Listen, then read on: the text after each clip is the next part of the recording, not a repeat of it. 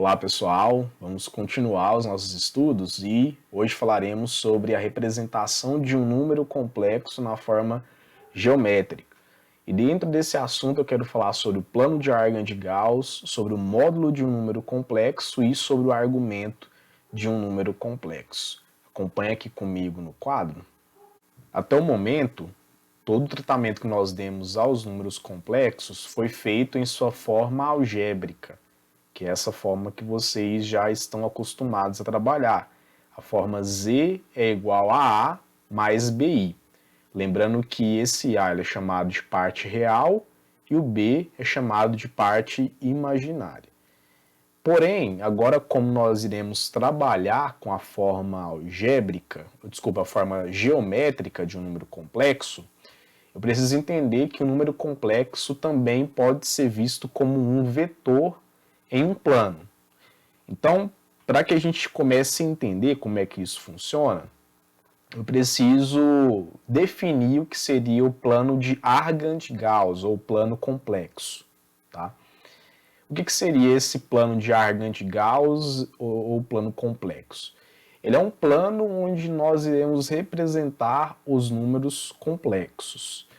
Assim, o eixo que está na horizontal, ele vai ser o eixo onde eu irei localizar as partes reais. E o eixo na vertical é o eixo das partes imaginárias. Assim, eu posso pegar um número complexo, que está na forma algébrica, e transformá-lo em um vetor de coordenadas A e B. Ou seja, eu olho aqui quem é a parte real vai ser minha primeira coordenada. A parte imaginária vai ser a segunda coordenada. Tá?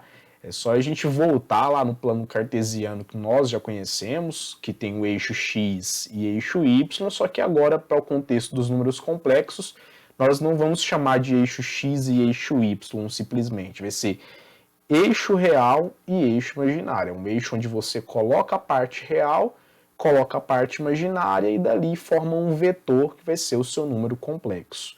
Esse vetor de vermelho aqui, que sempre vai partir da origem, tá? Isso aqui é regra. A gente sempre vai pegar um vetor partindo da origem até chegar no ponto onde você marcou as coordenadas no plano de Argand-Gauss. Há alguns nomes que nós precisamos saber aqui. O primeiro deles, que já mencionei com vocês, é de que o eixo das abscissas é chamado de eixo real, está aqui. O eixo das ordenadas é chamado de eixo imaginário, está aqui também. E esse ponto P, eu vou marcar aqui, existe um ponto P bem aqui, ele tem dois nomes, ou você pode chamá-lo de afixo, esse ponto P pode ser chamado de afixo, ou também imagem geométrica. Existem algumas literaturas que chamam esse ponto de afixo, outros que chamam ali de imagem geométrica, mas é o mesmo conceito, tudo bem?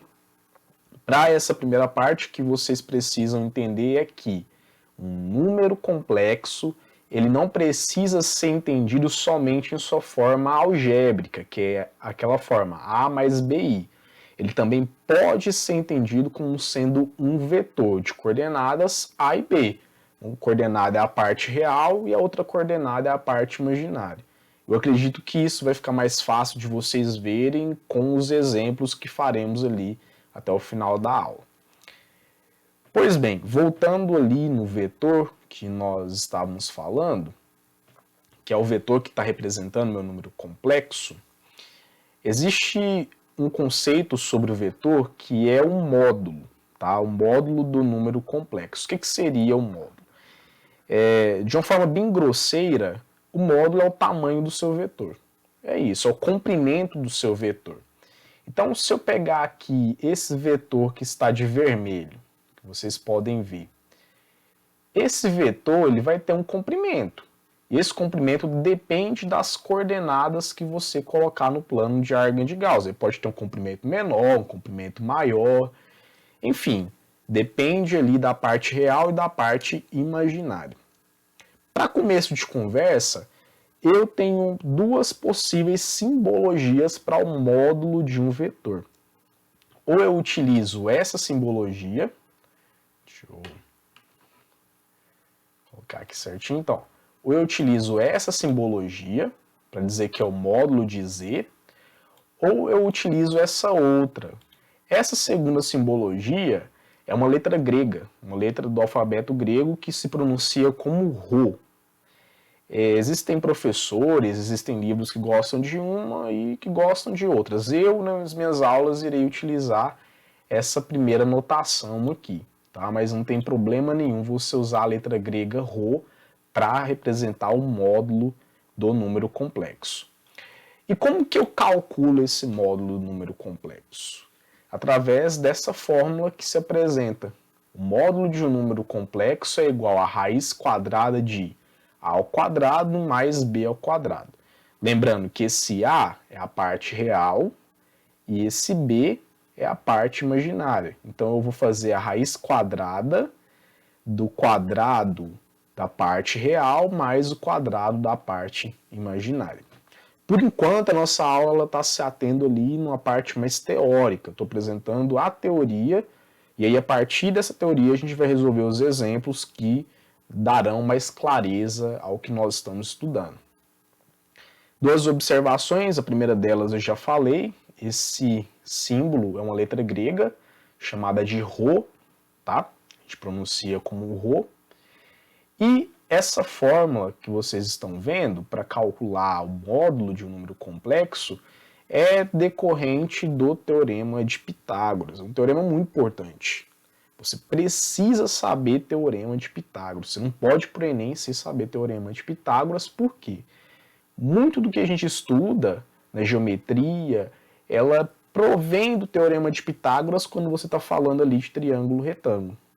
Quando a gente estudou lá em geometria analítica a fórmula da distância entre dois pontos, aquilo lá era nada mais nada menos do que Teorema de Pitágoras. É uma versão do Teorema de Pitágoras. E essa fórmula também é uma versão, uma adaptação do Teorema de Pitágoras para fazer o cálculo do comprimento desse vetor, né, que é o módulo do número complexo. Tudo bem? Então, a grosso modo, o que é o módulo de um número complexo? É o tamanho ali do vetor que está representando o número complexo que eu tenho em questão. Outro elemento importante que eu posso destacar aqui quando a gente estuda sobre os números complexos em sua forma geométrica é o argumento. O argumento ele é o ângulo que esse vetor vai formar com um semi-eixo real positivo. A gente sempre vai medir a partir daqui. Isso se assemelha ao ciclo trigonométrico que vocês estudaram lá no segundo ano. Então a gente sempre mede esse ângulo do semi-eixo real positivo até chegar no vetor. Esse ângulo que vocês estão vendo aqui mesmo, esse ângulo θ que aparece bem aqui, tudo bem? O sentido positivo é o sentido anti-horário, enquanto o sentido negativo é o sentido horário. Esse ângulo, eu posso denotá-lo de duas formas. Eu posso escrever argumento de Z, essa abreviação aqui, ó, argz, é o argumento do número complexo Z. Ou usar o símbolo θ também, tá? É uma letra grega chamada de θ. Então, sendo assim, a gente vai para os exemplos. O exemplo aqui pede para que nós representemos esses dois números complexos ali no plano de Argand-Gauss, que é o plano complexo, e a gente também vai ter que calcular o módulo. Então veja bem, o primeiro número complexo que eu tenho é z é igual a 3 mais 4i. Lembrando que para colocar no plano de Argand-Gauss, a gente torna esse número complexo que está na forma algébrica em um vetorzinho, tá? Como que vai ser esse vetor? Veja bem, eu pego primeiro a parte real, deixa eu colocar aqui de outra cor, né, para facilitar nossa vida. Eu pego ali primeiro a parte real, que é o 3, ele vai ser o valor de A, e o 4 positivo, a parte imaginária, vai ser o valor de B. Sendo assim, eu tenho um vetor de coordenadas 3 e 4, tá? Para você que não entendeu, o 3 veio da parte real e o 4 veio da parte imaginária. Se fosse o número complexo lá de baixo, o vetor que eu iria colocar aqui, o vetor que está indo da origem até o afixo, né? As coordenadas que esse vetor possui são, então vamos coletar aqui, ó. Esse 1 é o valor de A, é a parte real. E o menos 2, raiz de 2, é a parte imaginária, que vai ser o valor de B. Sendo assim, eu tenho um vetor de coordenadas 1 e menos 2 raiz de 2, tá? Só isso aqui não basta, a gente só denotou o vetor que vai representar o meu número complexo. Lembrando, o vetor ele é formado pelas coordenadas da parte real e da parte imaginária. Agora a gente vai fazer o desenho para poder representar esses números complexos aí no plano de Argand de Gauss. Aqui eu tenho então a representação geométrica do primeiro número complexo. Observem que o 3 está aqui no eixo real, que é o eixo horizontal, o eixo das abscissas, e o 4 está aqui, eixo imaginário, eixo vertical, o eixo das ordenadas. Tudo bem? Nós já representamos o número complexo na forma geométrica. A representação é só essa, você fazer o desenho, tá? Mas entenda muito bem, o número complexo está sendo visto como um ponto ou como um vetor no plano de Argand de Gauss. Esse vetorzinho que vocês estão vendo aqui, ó. Ele vai ter um argumento que a gente não conhece a princípio e nas próximas aulas nós iremos aprender a calcular esse argumento, tá? Por enquanto nós vamos ficar somente em representar o número complexo no plano de Argand de Gauss e calcular o módulo dele. Então agora a gente vai fazer o módulo. Vamos calcular o módulo desse número complexo. Lembrando a vocês aí a fórmula. Para calcular módulo é só você jogar na fórmula. Tudo bem? Uma observação que se faz muito necessária nesse momento, que eu não tinha apresentado antes, é a de que o módulo ele é sempre um número real não negativo.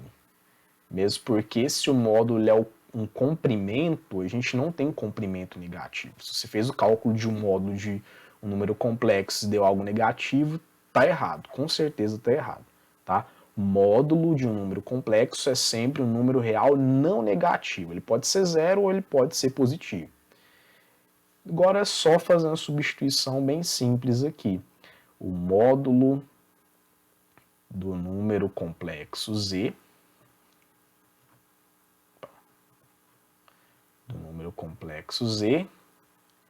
é igual à raiz quadrada de o valor de A, que é 3, e o valor de B, que é 4. Então eu levo cada um deles ao quadrado, somo e por último tiro a raiz quadrada. Assim, o módulo do número complexo z é igual a raiz quadrada, 3 ao quadrado é 9,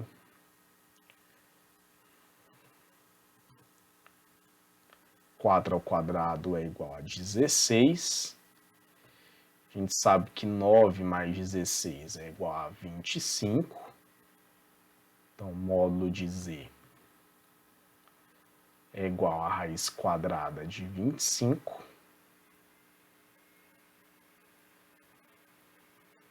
e, portanto, a raiz quadrada de 25 aqui vai dar 5. O módulo desse número complexo é igual a 5. Quer dizer que esse vetor que está aqui desenhado de vermelho, ele tem ali um comprimento de 5 unidades de comprimento. É o módulo dele. O vetor tem esse módulo, esse comprimento ali de 5 unidades. Tudo bem? Agora, passando para o segundo exemplo, a gente já escreveu aqui ele na forma de um vetor e representaremos no plano de Argand-Gauss, que vai ser da seguinte forma. Bom, aqui eu tenho o segundo número complexo na forma geométrica. Observe que o 1, que é a parte real, foi colocado no eixo x, que é o eixo real no plano de Argand-Gauss. O menos 2 raiz de 2 está aqui, tá? O argumento fez toda essa voltinha aqui, ó. Observe a partir de onde ele é medido. É sempre desse semi-eixo de cá. Então a gente não foge dessa regra nunca. Eu começo a medida aqui no sentido anti-horário, que é o sentido positivo, e venho até aqui onde está o meu vetor. Meu vetor é esse vetorzinho aqui, ó, que vocês estão vendo, tá? Esse aqui é o vetor que representa esse número complexo aí. Então, o afixo, que é o ponto P, ele tem essas coordenadas. 1, que a gente já escreveu aqui, né? 1 e menos 2 raiz de 2. Tudo bem? Agora falta calcular o módulo. Vou escrever a fórmula do módulo novamente. O módulo de um número complexo Z é igual a raiz quadrada da parte real ao quadrado mais a parte imaginária ao quadrado. E aqui reforço novamente, se caso você esquecer dessa fórmula, é só pensar no Teorema de Pitágoras, tá? A gente forma um triângulo, ó. Esse desenho aqui, ó, é o desenho de um triângulo retângulo, tá? Aqui é o desenho de um triângulo retângulo, e triângulo retângulo ali aplica o Teorema de Pitágoras, consigo calcular o comprimento do vetor, que é o módulo do número complexo. Sendo assim, o módulo do número complexo Z, que foi dado, é a raiz quadrada. Eu vou pegar a parte real, que vale 1, mais a parte imaginária, que é menos 2 raiz de 2. Cada um eu elevei ao quadrado e, por fim, por último, aqui no meu cálculo, a gente tira a raiz quadrada desse resultado. Sendo assim, o módulo do número complexo Z é igual a raiz quadrada de 1 ao quadrado, eu sei que vale 1, mais esse menos 2 raiz de 2 ao quadrado, eu vou fazer de 3 partes.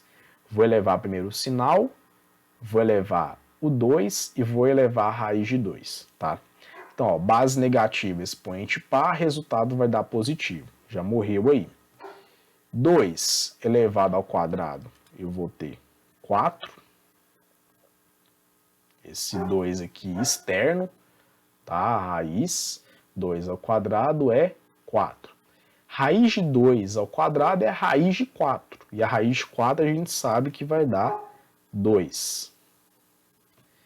Então,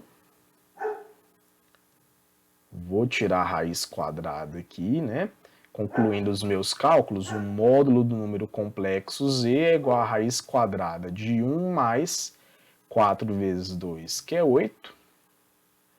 1 mais 8 é igual a 9. E, por fim, a raiz quadrada de 9 nós sabemos que é igual a 3. Isso significa que esse vetor que está aqui, ele tem um comprimento de 3 unidades de comprimento. Nem sempre precisa dar um número quadrado perfeito, uma resposta ali inteira. Ele pode dar uma resposta em forma de raiz, não tem problema, tá? O caso dos nossos dois exemplos foi um caso bom que deu resultado inteiro, mas nem sempre precisa ser dessa forma. Tudo bem? Então,